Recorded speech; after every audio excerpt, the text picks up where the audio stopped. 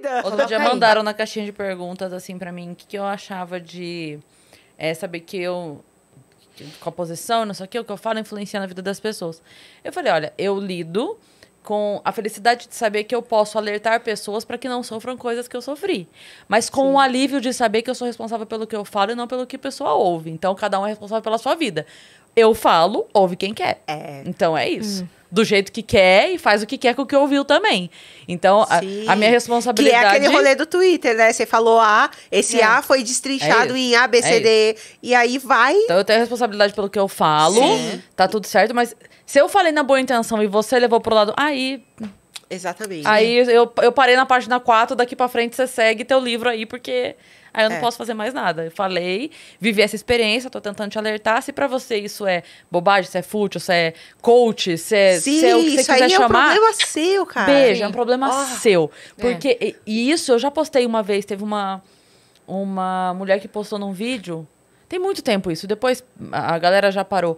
Mas teve uma mulher que postou num vídeo que eu tava falando alguma coisa sobre a separação dela. Ai, que saco, não para de falar desse assunto tal. E aí eu postei no meu feed, eu fiz questão de ir pro feed isso, postei o comentário dela e postei uma carta aberta pra essa pessoa, falando assim, sabe por que eu não paro? Porque eu recebo muitas mensagens de homens e mulheres que passam ou que passaram pelo que eu passei e que vêm no meu discurso, força o bastante pra ela ser... E aí eu postei... Porque o Instagram tem... você pode botar 10 fotos no carrossel, né? E aí eu botei a dela e 9 comentários de homens e mulheres falando... Poxa, Cris, depois que eu ouvi você falando... Nossa, você falou tal coisa... Eu tava na situação tal e você falou e eu não vi tal coisa. Ah, tua frase tal, não sei o que, não sei o que. É por isso que eu não paro de falar. Porque enquanto você reclama... Tem mais 9 pessoas que eu ajudei. Então, na minha conta, tá fazendo sentido continuar falando. Então, é isso. Então, eu vou continuar falando. Quando te incomodar, você para de ouvir. O que me deixa louca é que eu me apego muito no que é ruim. Então, por Mas exemplo... acho que é normal isso. Eu comecei agora lá as aulas de bateria. Eu não fiz 10 aulas ainda. Então... Que é 9 a mais do que eu fiz na minha vida. Eu fiz uma. E saí correndo. É bizarro, porque é difícil. E aí eu comecei a ler partitura. Já tá bom. Cara, na hora Mas que eu já fui... é uma loucura. E aí eu fui olhar e assim, eu olhava, eu lia e ia entendendo o que era. Então eu tava devagarzinho. E fiz um story e postei. E aí me mandaram assim, troca de instrumento porque nesse você é péssima. Aí eu escrevi, desculpa, não entendi. Aí E tava escrito no story, aula da Verônica. Aí eu falei, desculpa, por que você tá falando isso? Aí a pessoa ficou sem graça e respondeu ela, eu não tinha percebido que era uma aula. E eu pensando, tava lá, aula? No meio do story, tipo, o vídeo aqui assim, escrito, aula da Verônica. Aí eu falei, então, desculpa se não te agradou, mas é a minha primeira aula lendo partitura e eu não vou fazer solo de 10 minutos de bateria, sendo que eu comecei a tocar bateria agora. Sim. E aí a pessoa, não, desculpa, não foi aí a voltou minha pra intenção. concha, né? Rapidinho. Então... Isso é gente que não tem a capacidade de dar um primeiro passo e começar coisas novas. Aí vê outra pessoa entrando num desafio, encarando uma coisa nova que sempre quis na vida, e aí fala isso pra se sentir melhor. Tipo, você é péssima nisso. Porque ela se sente péssima nas coisas. Desculpa, falei. Mas Sorry. E eu sinto também que às vezes a pessoa... Porque assim, ó... Ela começar a aula vai dar trabalho pra caralho, né? Então, a maneira que ela tem... Porque assim, você começando a fazer aula, se você fez uma, você já tá na frente dela. Se você fez 10, você tá 10 aulas na frente dela. E vai dar trabalho ela começar. Então, a maneira dela se igualar a você vai dar muito trabalho. Então, é melhor ela te igualar. Então, ela quer que você desista. Isso que Porque aí vocês ficam iguais. Aí vocês ficam iguais... Ninguém toca bateria aqui, tá? Porque daí a gente é igual. Então, sabe? Então, eu sinto muito isso das pessoas. Melhor que eu em nada. Então, estamos kits. Se eu fizer ela desistir, se o projeto dela afundar, se ela desacreditar do sonho, se ela não for... Então, a gente fica igual. Porque eu também não dou start nos meus projetos, eu não luto pelo que eu quero. Então, eu faço ela não lutar também, que daí a gente fica igual e não precisa ter inveja dela. Sabe? Então, isso me faz pensar, por exemplo, nas coisas que eu penso. O que eu vou querer daqui pra frente? E aí, quando além de ficar igual a Isa. Porque eu vou precisar desfilar estes peitos para cima em algum lugar. Então, eu começo a pensar o que eu quero. Aí as pessoas falam muito, ai, que sorte que deu. Então eu falo, não, gente, eu tô pensando no que eu vou fazer, o que eu preciso para chegar nesse lugar que eu quero, para onde. Não é uma coisa aleatória, não tô sentada falando, vai cair, olha só, vai chegar um belo projeto e talvez eu crie alguma coisa. Não, cara, é tudo pesquisa, é tudo planejamento. Sim, que nem esse livro aqui. Que foi bizarro também, assim. É aquela coisa, entre eu gostaria de escrever um livro, sentar e começar a escrever, fechar um contrato com uma editora... Porque não foi ninguém que escreveu por você. Fui eu que escrevi. Foi você que escreveu. E foi um baita de um processo difícil, porque eu fui relembrar coisas que eu não queria. Lembrar da minha infância, lembrar do perrengue, lembrar de tudo. E buscar, assim, porque eu adoro que a própria mãe da Emicida tem um livro dela, que ela fala assim, tudo aconteceu como tá escrito aí. Ou não, eu não lembro bem. Fofa. Dona Jacira, né? Dona Jacira. Eu posso ler o que ela escreveu aqui? A quarta capa, quem escreveu foi a Astrid Fontenelle. Ah, tá.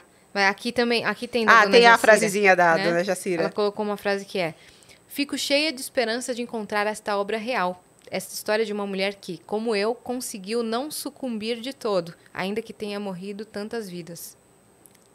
Assim, o texto dela... Bonito. O texto dela, no começo do livro, toda vez que eu leio, eu choro. Que eu falo, me pega muito a ideia de que a gente sofre muito. O prefácio aqui, né? A gente sofre muito para chegar no lugar onde outras pessoas chegam com muita facilidade. E é muito degrau, parece que a nossa escada tem mais degrau que a dos outros. Sim. Então é difícil. E aí sempre vem alguém falar que é vitimismo, não sei o quê. Eu, por exemplo, eu não tenho diploma de nada. Eu tentei, enquanto eu fazia as faxinas, eu tentei estudar. E aí eu morava lá em Itaquera. As minhas faxinas eram sempre Pinheiros, Vila Mariana, Santa Cecília. Então era um ônibus até o metrô até o centro. Depois, dependendo de onde a pessoa mora, ainda pega uma outra condução ou anda pra caramba. E aí trabalhava. Tô longe de casa, eu não vou poder passar na minha casa pra fazer um lanche. Então, eu não podia comer na rua todo dia. Então, você passa um tempão na rua para depois... Acabava, às vezes, a faxina cedo. Eu tinha que ficar na rua até a hora da aula. Aí, chegava na faculdade, morrendo de fome, com o corpo doendo. Às vezes, com cheiro de eu falava que eu tinha cheiro de desespero e desinfetante. Então, eu não queria que as pessoas chegassem perto de mim, porque eu estava fedida. Eu estava com muito sono. Eu não entendia o que o professor falava. E aí, eu fiz 1 ano de faculdade para depois entender que...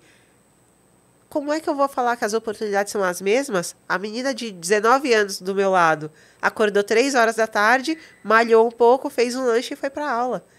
E eu estava eu tava mancando, Sim. Com a roupa cheia de pelo de gato da casa do cliente, cansada, com vergonha dela. Eu falei, cara, não dá, minha cabeça tava a milhão. E aí eu falei, eu não tô rendendo aqui. Sim. E aí eu desisti da faculdade. Então, hoje em dia, eu penso em voltar e ter um diploma, porque ainda tenho muita vontade de ter um diploma. O que você quer fazer? Hoje eu penso em fazer publicidade ou jornalismo. Mas... Porque eu fiz marketing, esse ano de faculdade que eu fiz foi marketing. Eu gostei muito, mas ainda acho que não era bem aquilo. Não te pegou? Não, eu gostei bastante. Tinha muitas matérias de administração. É meio chatão, assim.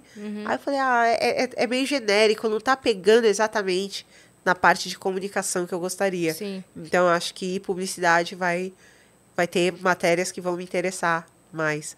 Mas Aí, quando vem alguém e fala, não, mas é só você se esforçar. Pô, mais esforço do que tudo aquilo que eu fiz. Então, para chegar ali e ver que... Pô, imagina, você sai... Às vezes eu saía de casa, sei lá, 9 horas da manhã. E aí eu chegava 1 hora da manhã. Pô, tô com fome, eu tô cansada. Pra acordar às 7h30, meu cérebro não vai funcionar direito, sabe? Sim. Então, falei, não é. Eu falava, pô, a minha escada é muito diferente. A escada daquela mina é a escada rolante. A minha escada é aquela que cada degrau tem um tamanho. Sim. Então, não dá pra vir com o discurso de que... E o som desesperador do despertador tocando, tipo... E aquele celular... Eu tinha o celular antes daquele que... Mostrava quando você colocava o alarme quantas Quantas horas falta?